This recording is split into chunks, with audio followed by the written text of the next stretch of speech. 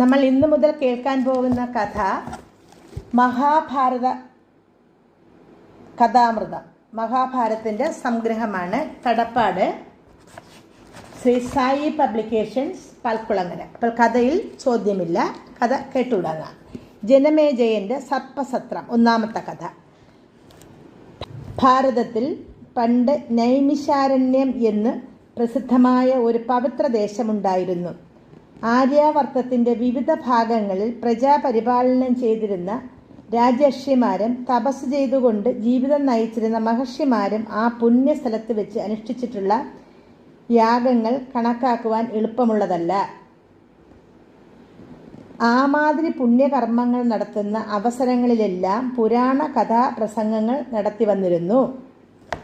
അപ്രകാരമുള്ള ശാരണ്യത്തിൽ വെച്ച് 12 കാലം നീണ്ടു നിൽക്കുന്ന